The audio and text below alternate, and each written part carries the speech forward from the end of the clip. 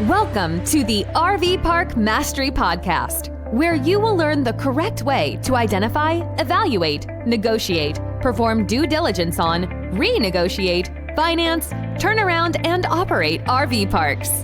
And now, here is your host, the fifth largest owner of RV and mobile home parks in the U.S., Frank Rolfe.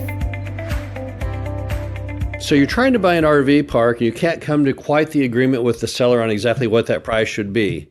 What do? Just walk away? Well, this is Frank Rolfe, the RV Park Mastery Podcast.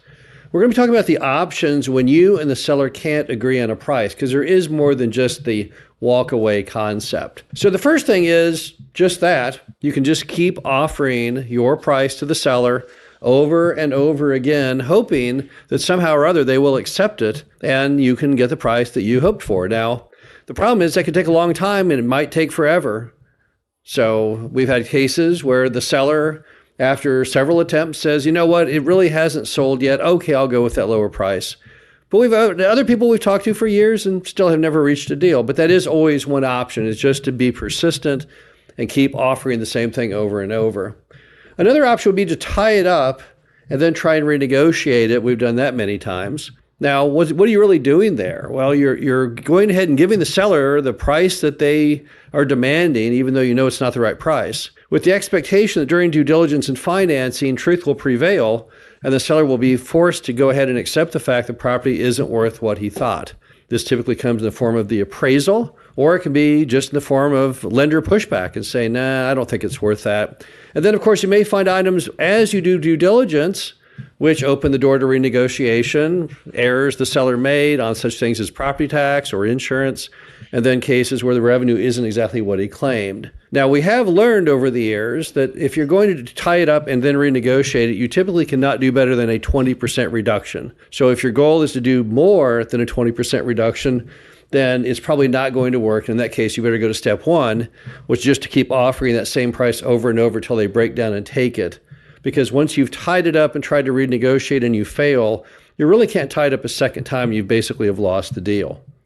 Now, another option you have, if you can't agree on the price, is to try and work backwards to that price using seller financing. Now, we have long advocated seller financing. My first RV park was seller financed, so was Dave's.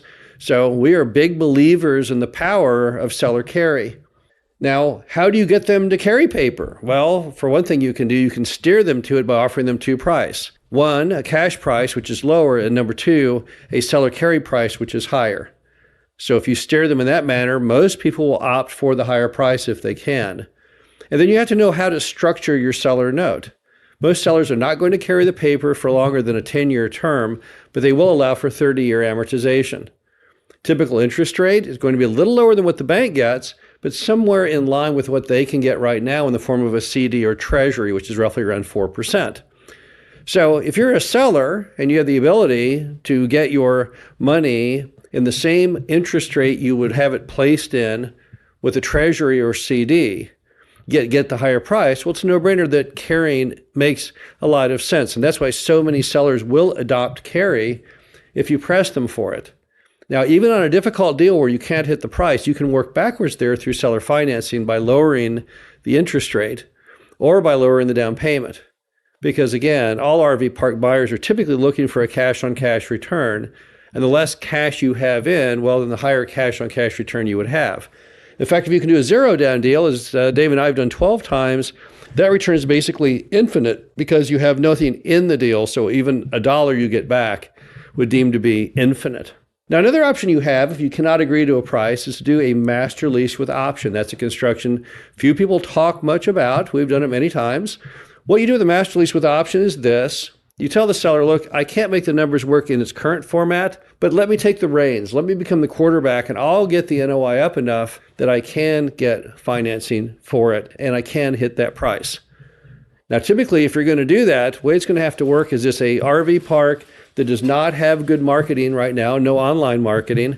So as a result, what you're going to be doing is you're going to be bringing it to the new world of the internet, and as a result, bolstering that NOI significantly as you get more people to come on in. Now, that's a good master lease with option construction. Now, typically a master lease with option is about a 3 to 5 year term, and as a result, you have to either buy it at the end of that 3 to 5 year term or walk from it.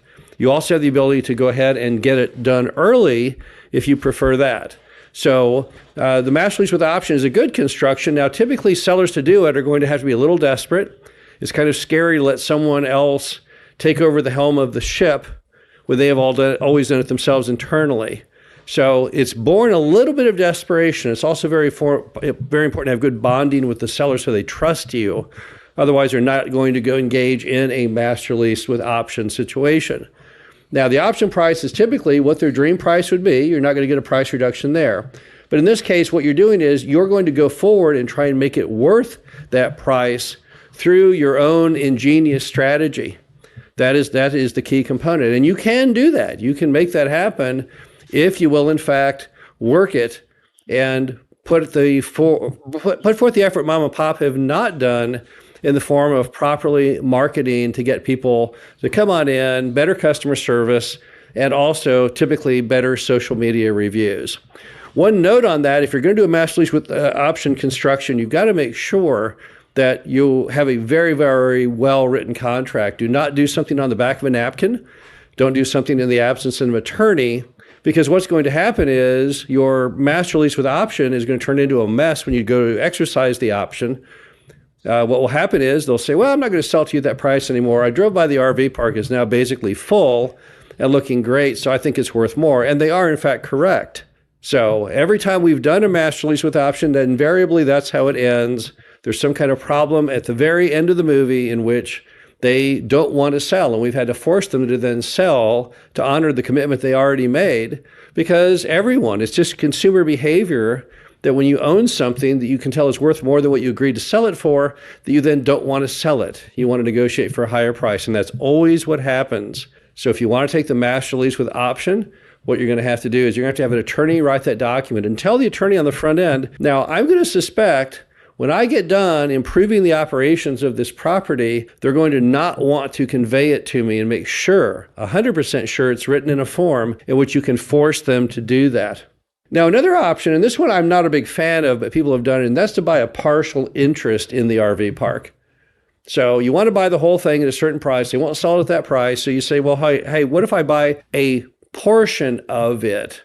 Would you then maybe sell it at a lower price because you're still keeping half or more? And some sellers will say, ooh, I like this idea. I'll sell a partial interest. That means I still own my RV park, and I'm going to bring in new blood, someone who really wants to push all the things that I'm lacking anymore and lost my energy. So as they grow the business, I will benefit as well. Now, the problem when you do a partial interest is you have something that's extremely illiquid, because very few people will buy a partial interest, and no bank is going to make a loan on a partial interest. You'll have to own majority, and then mom and pop will say, no, I won't give anyone the majority. You have to keep the minority because it's my RV park. So they're very, very complicated transactions to do.